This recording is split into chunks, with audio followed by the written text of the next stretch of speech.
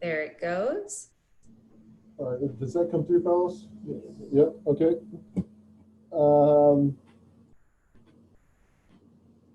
Let's see, so is that on presentation mode now? All right. So here's what I'm going to share with you. I won't go through in great detail about the mental model specifically. I will post in our Google Drive just kind of the overview, so you have the definitions and the sources. But what I want to get to is the very last slide on this, on some data sources to flesh out not only your archetypes or your loops, but to get ready for the modeling component as well. So this is a slide that comes straight out of the lectureship that we had in August on mental models. So the beliefs, assumptions, and models we have about every aspect of ourselves, others, organizations, basically how the world works. There's some bullet points there. Again, I won't go through those because we went through those, kind of discussed those at the lectureship, so those are probably in your notes somewhere. For your own reading and quasi-homework, here are some definitions from the systems literature about what really those mental models are. Again, I won't go through those, but the references are there that you can add to your library as you continue to get deeper into your problems. So the one that I like the best is probably this one from Doyle and Ford. You don't have to read the whole thing there, but I've italicized the key words about mental models: relatively enduring, accessible, limited, and perceived about a particular system. What their paper did was basically a review article that summarized all of the literature about mental models to come up with kind of what is a cohesive definition. So that's where that came from.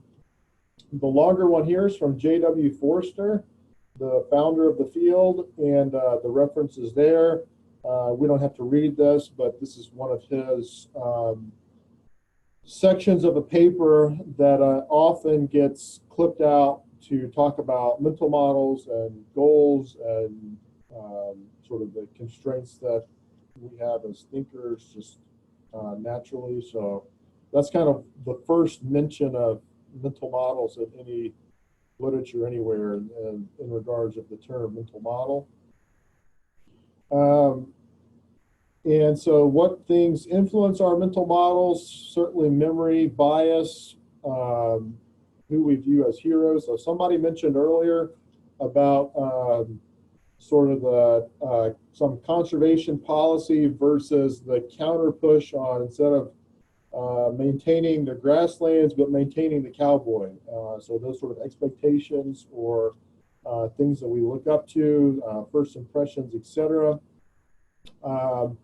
So those are things that might influence it. More importantly, I think, is this picture and the next picture I'll show on mental models as anchors or things that influence the way in which we look at things. Somebody else mentioned earlier the ladder of inference. So this is very much in the line of thinking as the ladder of inference that we often get, or our thinking is often reinforced by the way in which we've looked at data and collected data and prioritized data, so on and so forth. And then probably more in line with some of the comments I'll make later is how we view a particular situation that shapes our mental model and our interpretation of what's going on, and our interpretation of what's going on is often a function of our perception of the system. So here the system is sort of a cylinder. One way or one perspective might view that as simply a circle, but taken from another perspective, it could be viewed as a square. And so part of developing the skills of a systems thinker is to take a step back and remove ourselves even from our own position or our own bias or our own perspective of what's going on, to respect and to account for and to appreciate the other perspectives that are at work in a particular problem. You've done some reading on the ladder of inference, so I won't rehash that, but why we get stuck in those particular positions or line of thinking is often through this reinforcing loop of reinforcing the data and selection criteria that I use to understand the problem. So that's all pretty much review up until that point. What's probably new, or maybe just refine what you've been thinking about in terms of models, is if we look at a system, and here the little PowerPoint cloud is the system as a whole, because of our mental limitations, our mental model can really only be the subset or a subsystem of the real system, because we can only hold, you know, so much in our heads at a given moment about the problem.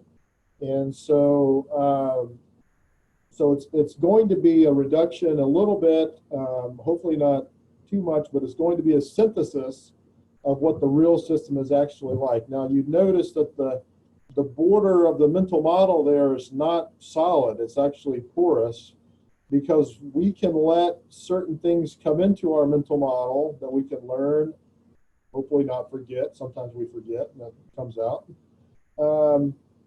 But there's information that we've got to be open enough to let into our mental model, whether we've agreed with it before in the past or not, about what the human dimensions may be, the environments that are at work, what are the relationships and interconnections? Are there some connections that I just have not recognized yet? And so part of unpacking your loops, as I mentioned earlier, is challenging your mental model right there to account for those things that currently are outside of your viewpoint. And then just to prime briefly the modeling stuff that we'll move forward with into the spring semester is the mathematical model, and the mathematical model is a subset of our own mental model. So everything that we put in the CLD may not get captured in the mathematical model because it's a synthesis of our mental model. So what does that mean for having a good systems model? Well, if we haven't enlarged our mental model of the problem, then, and we're still stuck on our own perspective, our own sort of understanding of what the problem is, then we're likely to end up with a mathematical model that is the same as any other model that we've used for that particular problem. So the value of the systems approach is by expanding your own mental model to account for the key things in the actual simulation that previously has gone unaddressed. All right. So in order to enlarge our own mental model about some things we have not accounted for or recognized or recorded yet, here's, I think, a nice conceptual diagram to illustrate where we can look for that data. I call it the information funnel. I really don't know what its official name is, but Jay Forrester wrote about and presented this diagram just as a diagram about data. So without naming it, I kind of named it the information funnel. A few minutes ago, Dr. Woolner talked about, you know, we're scientists that like to get with the data and analyze it and do all the stats and all this kind of thing. And where that is right down here in the numerical database, because that's probably somewhere where someone has gone out and actually made the observations, recorded the data, where you can, you know, we can put it in Excel, run a regression or some other stats, look for significance, etc. Maybe some monitoring data, you know, nutrient loads, you know, flow patterns, some of the price data that the Kingsville group showed earlier with the herbicide uses. So that's all numerical data, and that's really, really valuable data. But oftentimes to help understand a problem, it's the least important. And so if you move up the funnel a little bit, kind of there in the middle, is what's called the written database. And what's in the written database is a little bit, not too much, but a little bit in the scientific literature. So when we read a scientific article, oftentimes because of the scientific process, the scientific method, we're reducing things down into the essential kind of elements in the data. But in order to frame a good paper, oftentimes we have to write about kind of what the issues are, what the sort of surrounding factors are in the situation. So there's a little bit in the scientific literature in terms of the written database, but the written database also includes things like newspaper articles about the problem, or industry periodicals, or society newsletters. So one of the society newsletters that I get is the Soil and Water Conservation Society newsletter.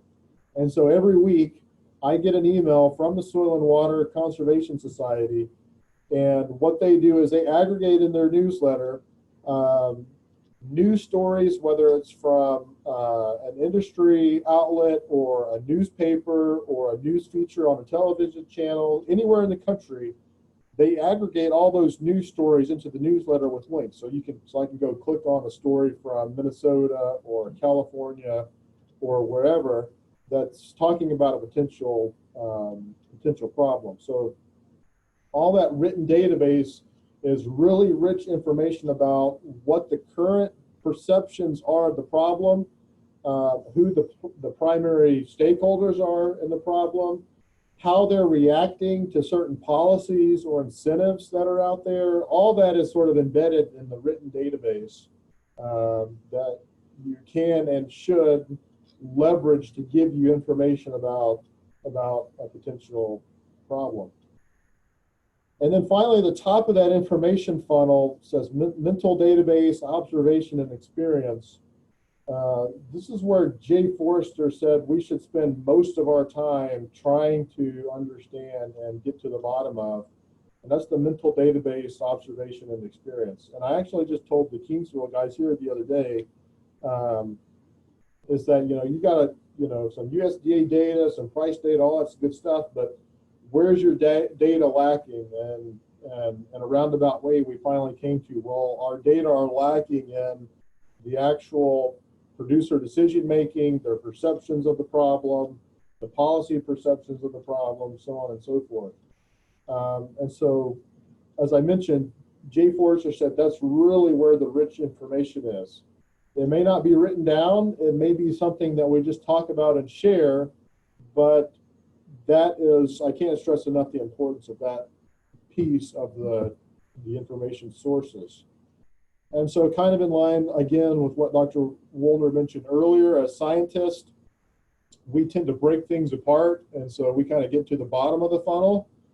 And so the challenge for everyone in this whole process is to not throw away your science cap, but maybe trade it off for a management cap just for a little bit, and think about how all these pieces come together, what I call multiple funnel problems, because like the Kingsville group, they presented this thing about herbicides, and so to a biologist, well, that's a resistance problem, but in large part, it's really not a resistance problem. It's really a policy problem. It's really an economic problem. It's really a cultural problem with what those signals have done to embed and ingrain themselves in the production system as we currently know it. All those things are what I would call, when you put those together, multiple funnel problems. And so that's where management comes in. And unfortunately, as scientists, in our numerical databases and our databases that we query and in the literature, we don't get to that top part of the funnel. But I'll share with you some examples about maybe how to work up towards that part of the funnel to flesh out our understanding of the system here in just a moment. And so again, I kind of stressed this with the ladder of inference a minute ago, but the importance for us is that getting to the top of that funnel is because we don't want to be stuck in our own ladder of inference about a problem. And so this is from Chris Agrillis, who's a noteworthy psychologist in sort of the systems thinking world. And so I just show this because with the information available, the data available, we don't want to be stuck on my story and my own explanation and conclusion of the story. We want to use the top of that funnel, the mental model database, to also identify what's their story. And because theirs is just as real and part of the problem as our understanding of it. And so I think this is, I'll move on from this, but it's just helpful to maybe illustrate that without taking the intention to move up that information funnel to get all the perspectives, or as many perspectives as you can, and we run the risk of just being stuck on my story right here instead of what are the other stories that are part of this problem. Quickly here, I think this is review because we did this in the lectureship, but this is just a quote about the belief action results. The Kingsville group presented their belief action result. So I'll just put this in the notes for later. That's kind of related to the ladder of inference. And then here's my other cartoon for the belief action results. So certainly don't want to get stuck in this situation where there's maybe another way to look at it or to get something done. No thanks, we're too busy. So hopefully that's not us in this process. Here's some ways to get up that information funnel. So sources for modeling. This is modeling for your loops and archetypes, as well as what we'll do later with the quantitative modeling. And so here I will stop for a minute and just talk about what each one of these guys mean. The first one, survey or interview research. So most of us are involved in sort of the natural sciences in some way, or engineering, wildlife as well. So we're really not always trained very well in getting into the human dimensions research on, or stakeholder research, or whatever you want to call it, where those surveys and interviews are done that get to what are the decision-making points, the decision processes, the goals of stakeholders involved, the values of the stakeholders involved, so on and so forth. And so that is some of the scientific literature that we can and should leverage to get to what are the mental models of the people at work in the system. So even if we're not trained in that, some of that is in the literature, and so we're used to kind of digging through the literature to get to that. So the next one there, farmer rancher case studies. This is kind of in my, you can put stakeholder or agency personnel case study, whatever noun you wanted to put there for the case studies.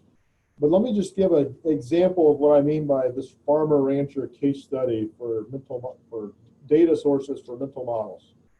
So one of the people that's involved in this group who did not present today because they weren't a part of the group so far, but I've kind of roped in, he's probably one of the best undergraduates we have in Kingsville right now, and very strong in terms of mathematics for modeling and whatnot.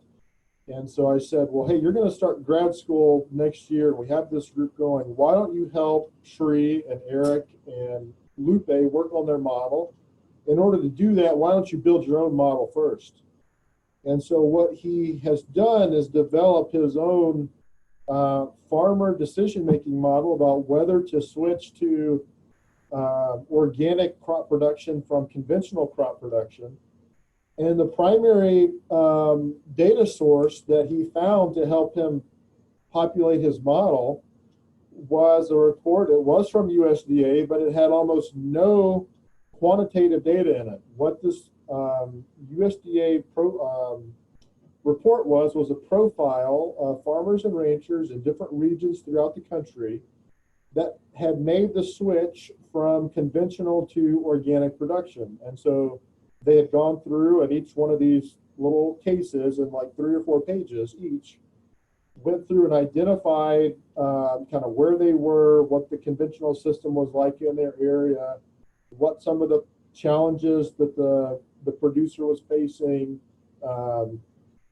some of the maybe policy things that they were used to using, like insurance or disaster payments or other commodity program things that they might use. And then kind of what were the things that turned them on to organics, what made it interesting, what made it worthwhile to try to change. And then, you know, kind of how did they change, all those things kind of were in these little case studies. So he used that to describe in his model the switch from conventional to organic. Almost no quantitative data in there. It's just the description of these operations and how the farmer rancher thought about making that particular change. The next one down there is focus groups, and this could be formal or informal. So what do I mean by focus groups here? This is like what we're doing right now almost. So we had each group kind of share their progress report and get some comments and questions from the rest of the group. So it's kind of like that. But what I mean by this focus group is take the products that you're developing and working on and get to a point where you're comfortable with the loop and kind of what the story is, what the problem is, and all of that. And then sit down with a group of, say, a half dozen or a dozen people involved with the problem. So where could you do this? This could be at an informal meeting at your campus for some event that's going on. This could be an informal meeting in between sessions at a regional extension meeting, whatever the case is. But if you know that meeting is going to take place and you might have the opportunity to go potentially, then why not take your product there with you and just take a half dozen people to coffee and share with them the story and get feedback. And I promise you, you will come away with a much greater understanding of the problem, assuming you get the right people at the table, than when you started. So it could be a formal process that we put together on our own, which we probably don't have the time or funding for, but certainly informal, with just leveraging some of the meetings or other things that might be going on, that we can share the stories that you're developing and get feedback in that way. One that I already mentioned in the information funnel, so news or magazine articles that describe the current perceptions and reactions to the problems. So that could be industry periodicals. That could be things like the soil and water conservation newsletter that I get that has the news stories from around the country in there. That's often a rich source of that. And then probably the last two, maybe the most important, they're also the ones that are the most soft in terms of soft skills.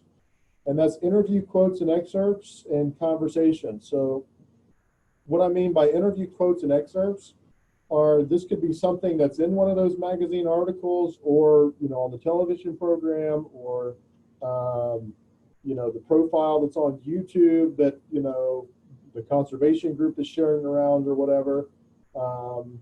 Is let those quotes and excerpts about what those people are sharing can illuminate a lot about their own perspective of the problem. So the interview quotes and excerpts kind of dependent on all the other things above that on that list. But one thing that all the groups can do, especially I'll pick on the group in Kingsville because they have a lot of quantitative data, but they've done very little in terms of data collection by conversation. So I would encourage all the groups, including the Kingsville group, to make some phone calls to some experts, researchers, folks in industry, support staff, anyone that's involved with and has experience in the system or with the problem that you're facing. Pick up the phone and call them, set something up, and discuss with them kind of where we all are in the process, and get their perspective on the challenge that they're seeing. What are the mental models that they're confronting? What are the policies that are getting in their way from creating change, so on and so forth? Because those conversations, although it's not, in the literature somewhere, it's not in the database, those observations and experience coalesce all that data and experience and knowledge about the system. And so I can't stress enough just pick up the phone and have 3 or 4 conversations with some experts in these problems, and I guarantee you will learn exponentially more about the problem and what's going on than continuing to dig sometimes in the literature where we're often most comfortable. So those are some sources of mental model data for your loops as well as the models we'll get to later. Because I started screen sharing, I lost my clock, so I have no idea what time it is. So I'm going to take questions, comments, or whatever at this time, so long as there's time permitting. Yeah, we have gone a little bit over, but if you guys are willing to stay on and ask, we can make some time to have a few questions. If you need to leave, to get to wherever's next, feel free to jump off. The recording will still keep going, so we can catch up later. But are there any questions? Actually, and I was going to ask this later on in our next meeting with my, local group, but honestly, if we're looking at, and you've already seen our presentation and everything, Ben, so if we're looking at this on a national level, how would you suggest going about these mental models that seem very, honed in on particular, I guess, perspectives and everything, like farmers and landowners and things like that? How would you suggest going about looking at ours on a national level? Because I wrote down things like landowner perceptions, government agency perceptions, nonprofit organizations perceptions, and their own mental models. But and maybe we can as our local group from UNK dive more deep into this. But I thought, since I have you here, I might as well ask, especially since you went through this with us. So do you have any advice or suggestions on how we should look at that? Yeah, find an exemplary case. Find an exemplary case that that exemplifies the underlying challenges that everyone faces. So a really nice example of this that I can think of, it's been a number of years, but if you remember in the news a few years ago about the standoff at the Bundy Ranch in Nevada, and sort of, there was a lot of issues there with who had paid the grazing fees and who hadn't paid the grazing fees, and what the endangered species was, and was it really monitored correctly, and who had the right to restrict access and take the cows off, and all these things, right? Well, that case was in headline news, and certainly anyone in industry would be willing to talk about that particular case. Some of the agency folks might be a little more tight-lipped about it, but part of the great thing about conversations are you're not recording it. You're not going to publish it. You're just asking, hey, what do you think's going on here? Is there, something that's not in the news that, because, it's blown up all over the news? What's really going on there? 90% of the time they'll tell you, especially if we're not recording it to publish. So I would say find an exemplary case that sort of highlights some of the underlying factors sort of that everyone tends to face across the country. So things like, right now, part of the friction right now with conservation stuff is the Trump administration that is loosening, restrictions on mining and oil and gas development, and the sort of reclamation all this stuff that is being loosened up because of the administration. So you could find, I'm not suggesting go do this for that example, but if that were my part of the dynamic at work, then I would locate who's kind of in the know about, oil and gas development, reclamation, mining stuff. And I would find somebody I could talk to about that knows what's going on, and that would really flesh out my understanding about that policy. They might know about it only in Wyoming, but if they're expert in that area, they can say, well, in Wyoming it's happening like this, but in Colorado it's kind of like this. It's a little nuanced over here. So locate that person that knows enough about it in one of those cases that you can then, it sort of exemplifies what's going on across the country. Okay. Thank you. Any other questions?